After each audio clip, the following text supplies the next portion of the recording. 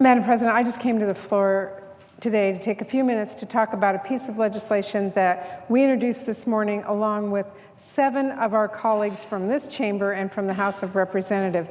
And that legislation is called the Workforce Innovation and Opportunity Act. It is a long overdue bill that will reauthorize and improve the Workforce Investment Act, or WIA as we call it, which includes dozens of critical workforce development programs in all 50 of our states. This is an issue I've been working on for more than a decade, and for several years now I've been very proud to work here in the Senate to reauthorize WIA. So I'm very glad we are finally on a strong bipartisan path to get this done for families and businesses in Washington State and across the country who've been telling me how important effective workforce programs are for them and their communities. The reason that we were able to introduce such a strong bill this morning, and a bill that I think has a real chance to become law, is the incredible bipartisan process we have had over the last few months to reach a compromise between both parties and both chambers. So, Madam President, I want to thank each of the members who helped me introduce the legislation this morning by name.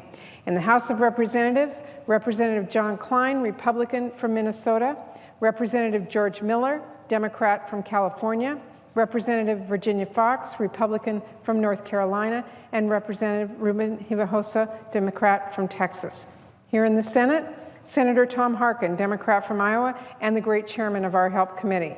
Senator Lamar Alexander, Republican from Tennessee. And finally, my close partner and cohort in this process, who's here with me today, Senator Johnny Isakson from Georgia. Madam President, none of us got everything we wanted in the bill we introduced this morning, but all of us got legislation that we believe in.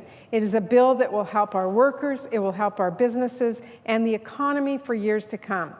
Now, Madam President, I'm as strong of a supporter of our federal workforce development programs as anyone. I have seen firsthand in my home state of Washington workers who were laid off, who were able to get new training and new skills and new jobs. And I've seen so many of our Washington State businesses, from aerospace companies to video game design firms, that were able to access workers with new skills they needed to grow and compete.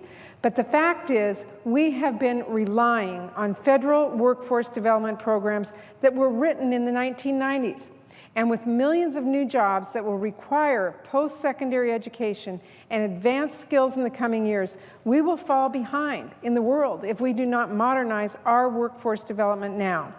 We have to make sure that when high-tech jobs of the 21st century are created, Americans are ready to fill them. And that is what we have done in this bill. We've doubled down on the programs that work.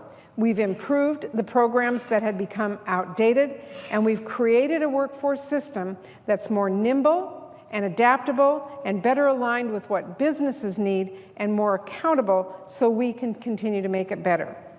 Because, Madam President, that's what we were sent here to do. Work with our colleagues across the aisle for the American people. We had a House proposal and we had a Senate proposal, and we met in the middle. Madam President, I can't count how many times Senator Isakson, my Republican colleague, and I have talked about the importance of getting this done. His office happens to be right next door to mine, and whether we were at a committee hearing or on the train here to the Capitol, we were always focused on how we could work together and find a path to a deal. Well, Madam President, we're not done yet. I'm going to be working with my colleagues here in the Senate, Democrats and Republicans, to get their support for this compromise, and our colleagues will be doing the same in the House of Representatives. This is really an all too rare opportunity for all of us to get behind a strong, bipartisan, bicameral bill that will help our workers and get our economy back on track. So I'm very proud of the work that went into this. And Madam President, I want to yield to my colleague, Senator Isakson, who this would not be on the floor today without his tremendous work and his work ethic and his willingness to work across the aisle to get this done. So I sincerely want to thank him.